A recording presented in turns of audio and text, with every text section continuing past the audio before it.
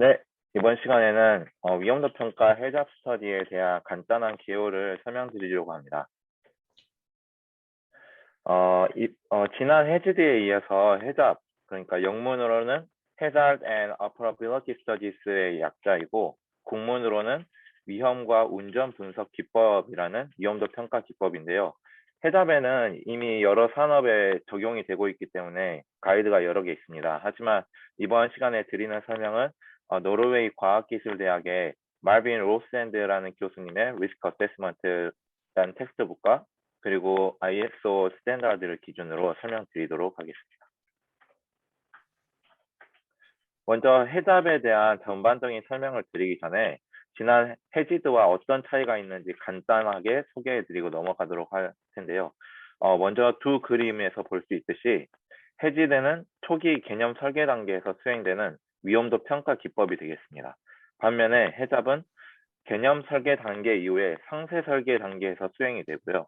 이러한 이유 때문에 해지되는 선박의 전반적인 위험 요소를 식별해서 더 광범위한 위험도 식별을 하는 평가 기법이 되겠고, 해잡은 시스템이나 운전상 발생하는 위험 요소와 같이 범위는 해지드보다는 좀 좁지만 더 세세한 위험도 식별을 하는 평가 기법으로 볼 수 있겠습니다. 그럼 이런 해잡의 간단한 개요와 목적에 대해서 살펴볼 텐데요. 어, 먼저 해잡은 여기 첫 번째 보이시는 것처럼 기존 프로세스나 운영에 대한 체계적인 검사 기법입니다. 오른쪽에 그려놓은 다이어그램을 이렇게 보시면 먼저 연구 대상을 섹션별로 이렇게 노드별로 분류한 다음에 그 분류된 노드 중에 해잡을 적용할 대상을 선택하게 됩니다. 그 이후에 적절한 가이드 워드와 변수라는 것을 적용하여서 위험도 평가를 실시하게 되는데 가이드 워드와 변수와 관련된 거는 다음 섹션에서 더 자세하게 설명해 드리도록 하겠습니다. 여기서 실시된 이후의 결과들을 토대로 원인과 결과를 기록하고 어떤 제안을 할지 그리고 어떤 수정이 필요한지를 저희가 체크한 다음에 마지막으로 여기서 논의된 사항들을 문서로 취합하면 관련 책임자에게 정보를 전달하는 것이 최종 단계가 되겠습니다. 따라서 여기 보이시는 것처럼 이렇게 단계별로 그리고 굉장히 체계화된 위험도 평가 기법이라는 것이고, 그리고 아까 설명드렸던 것처럼 가이드 단어, 가이드 워드라는 것을 기반으로 하는 정성적 기법입니다. 전문가 그룹으로 이렇게 팀을 이루어서 하는 어떤 논의를 이루는 위험도 평가 기법이고, 또 이러한 체계적인 단계를 이루고 있기 때문에 복잡한 공정에서도 굉장히 적합한 기법이 되겠습니다. 이런 해답의 목적은 안전 여부를 결정하고 그리고 문제 해결 방법을 식별하는 것이 가장 큰 목적이 되겠고요.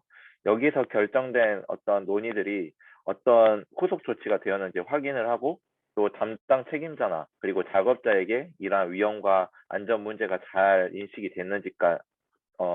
되었는지까지 확인하는 것. 이것이 해답의 전체적인 목적이 되겠습니다. 이런 해답이 오늘날 있기까지 어떤 역사가 있었는지 간략하게 살펴보겠습니다. 해답의 역사는 1963년으로 거슬러 올라가는데요. Industry Common Induction, ICI에 의해서 소위 Critical Examination이라는 이름으로 맨 처음 기초가 마련이 되었습니다. 그리고 1977년이 되면 이 해잡은 특히 케미컬 공정이 그 과정이 복잡하고 위험하기 때문에 이런 해잡이 탄생하게 된 배경과 굉장히 관련이 깊은데요. 그래서 ICI와 여기 보이시는 Chemical Industries Associations에 의해서 Guide to Hazard and Operability Studies라는 이름으로 첫 번째 가이드가 발간이 됩니다.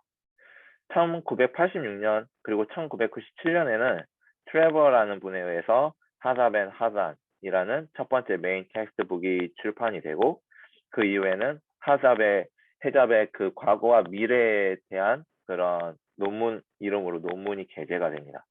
저희 마린 쪽에서는 특별히 1986년에 커머라는 분에 의해서 오프쇼어 드릴링 오퍼레이션을 위한 드릴러스 해답 메소드에 대한 논문이 맨 처음에 게재가 되었고요. 그리고 1995년이 되면 G.W. Gould이라는 분에 의해서 대피 탈출 구조에 대한 어떤 메소돌로지라는 이름으로 논문이 게재가 되는 그래서 저희 마린 쪽에서는 이런 해잡이 1986년, 1995년 이러한 시기를 거쳐서 오늘날 해잡이 저희와도 굉장히 관련이 깊게 위험도 평가 기법으로서 역할을 하고 있다. 이렇게 알아주시면 감사드리겠습니다. 그러면 이런 해잡의 적용 가능 범위에 대해서 잠깐 짚고 넘어갈 텐데요. 지난 시간에 저희가 해지드를 배울 때 이 그림을 잠깐 보셨던 것을 기억하실 수 있으실 것 같습니다. 해지드랑 해잡이랑 제가 맨 처음에 소개해드렸던 것처럼 조금 살짝 헷갈릴 수 있는 부분이 있을 것 같아서 여기 있는 이 그림을 통해서 이 도표를 통해서 어떤 차이가 있는지 한 번 더 살펴볼 텐데요. 먼저 리스크 어세스먼트에는 이렇게 크게 세 단계로 나눠져 있다고 저번 시간에 설명드렸습니다. 리스크 아이덴티피케이션, 위험 식별, 리스크 어널리시스, 위험 분석, 그리고 리스크 이밸루에이션, 위험 평가 이렇게 세 단계로 이루어지는데 이런 위험도 평가 기법 중 대표적으로 제가 세 가지 기법을 이렇게 가져와 보았고 어떻게 적용이 가능한지 다시 한번 살펴보겠습니다. 먼저 브레인스토밍과 해답은 굉장히 비슷한데요. 리스크 아이덴티피케이션부터 리스크 어널리시스 중 컨시퀀스까지 이렇게 적용이 가능하다라고 되어 있습니다. 하지만 나머지 부분은 likelihood, level of risk, 그리고 risk evaluation 같은 부분에서는 적용이 가능하지 않다라고 보고 있고요. 리스크 인다이시스 같은 경우는 반면에 리스크 아이덴티피케이션에서는 적용이 안 되지만 나머지 부분들 리스크 어널리시스부터 리스크 이밸루에이션까지는 이렇게 적용이 가능하다라고 나와 있습니다. 하지만 저희가 일반적으로 해잡 스터디라고 하면 해잡과 리스크 인다이시스를 같이 통칭해서 부르는 용어로 이해해 주시면 되겠습니다. 따라서 리스크 아이덴티피케이션부터 리스크 이밸루에이션까지 전부 다 리스크 어세스먼트를 저희가 한다. 이렇게 저희가 해잡 스터디를 하면 이 처음부터 리스크 이밸루에이션 평가 부분까지 모두 다 포함하는 의미다라고 이해해 주시면 되겠습니다. 이런 해잡의 장점과 단점은 먼저 장점으로는 사용될 수 있는 그 범위가 넓습니다. 아까 처음 그 해잡 역사에 대해서 소개해 드렸던 것처럼 해잡은 맨 처음에는 케미컬 프로세스 시스템스를 위해서 초기에 개발이 되었는데 이후에 미케니컬 또는 미케니컬 일렉트로닉 파워 시스템 그리고 소프트웨어 시스템 그리고 휴먼 비헤이비어 앤 리걸 컨트랙트 디자인 앤 리뷰 이런 다양한 영역에서까지 사용될 수 있을 정도로 굉장히 그 범위가 넓어졌고요. 그리고 설계 단계에서 예상하지 못한 위험 발견이 가능합니다.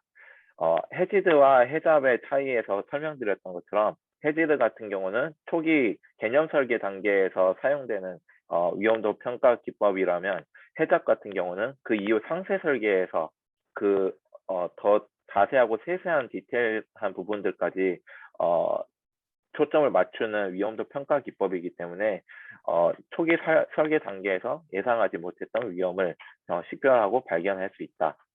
이것이 두 번째 장점이 되겠고요. 그리고 팀을 이루어서 전문가 그룹을 이루어서 하는 평가 기법이라는 점에 의해서 어떤 정성적인 평가가 되겠지만 동시에 체계적이라는 것이 해잡의 또 다른 장점이 되겠습니다.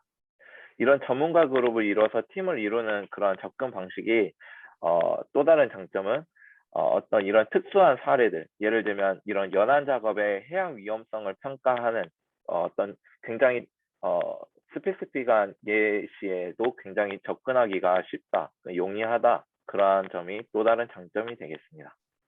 하지만 동시에 이것이 또 다른 장점이면서 단점이 될 수 있는데요. 그 팀 구성원의 어떤 역량이 굉장히 중요하다. 그리고 그 의존도가 굉장히 높아질 수밖에 없다는 것이 단점이 되겠습니다. 또 그 사람들만의 그 가지고 있는 의견이나 그 역량이 다 다르기 때문에 그 레포트의 그 결과가 굉장히 주관적일 수 있는 가능성이 굉장히 높다. 이것도 역시 단점이 되겠고요. 세세한 어떤 디테일한 사항들을 다루고 있다 보니까 그 시간이 많이 들고 또 동시에 그러다 보니까 비용도 많이 들게 되는 것이 해잡의 또 다른 단점이 될 수도 있습니다. 이거 세 번째 단점 역시 어떻게 보면 해지드와 해잡의 차이에서 보여지는 단점이 될 수 있는데요.